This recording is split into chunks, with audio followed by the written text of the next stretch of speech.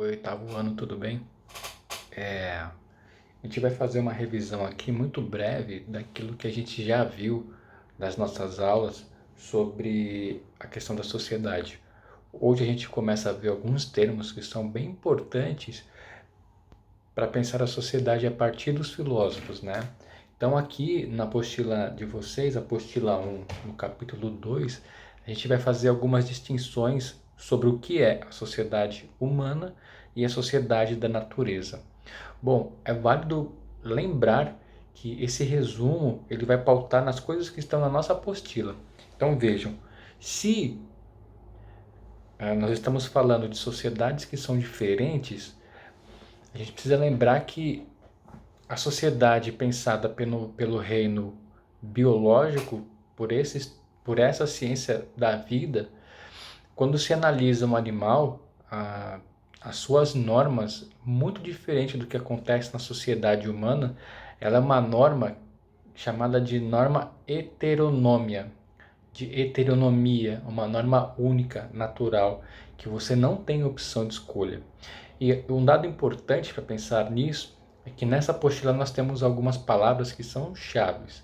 Então, heteronomia é uma, autonomia kantiana é outra, sociedade mecânica é uma e sociedade orgânica é outra. E vamos seguir. Bom, dentro dessa perspectiva, quando se faz essa distribuição e análise do que é uma sociedade animal e uma sociedade humana, nós temos essa dicotomia, essa separação que é bem complexa. Sendo assim, a sociedade humana ela vai ser uma sociedade complexa que está inserida em uma coisa que foge de uma regra universal natural. Por quê? Porque essas relações que o homem é posto em sociedade são reguladas por um mercado, por uma revolução industrial e muito diferente do que aconteceu em séculos passados, o homem se regula por algo que está fora de si, fora do seu controle. E se nós pensarmos que tivemos esse problema deslocado por uma matéria do século XIX, nós podemos ver que durante muitos séculos o ser humano teve uma vivência mecânica e não orgânica.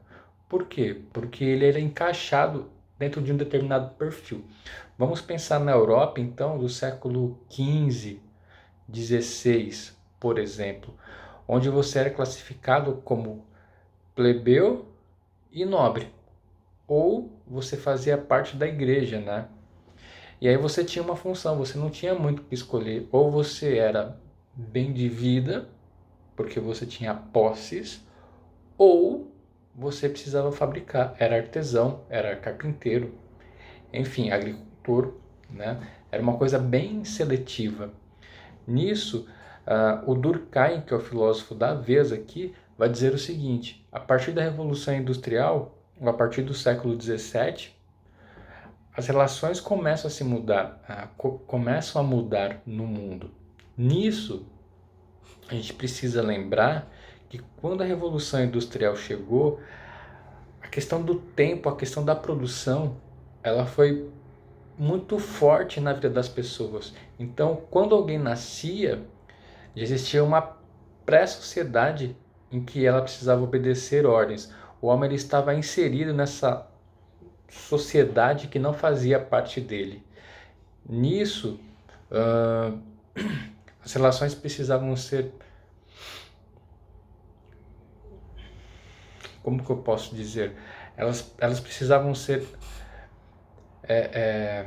inseridas a partir daquilo que já acontecia numa esfera social.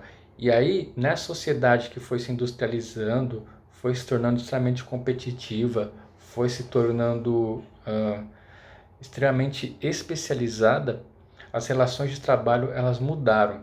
Como no período medieval as relações elas eram mecânicas, você era destinado a fazer algo, na relação no mundo moderno, contemporâneo, as relações são orgânicas, como uma espécie de organismo mesmo.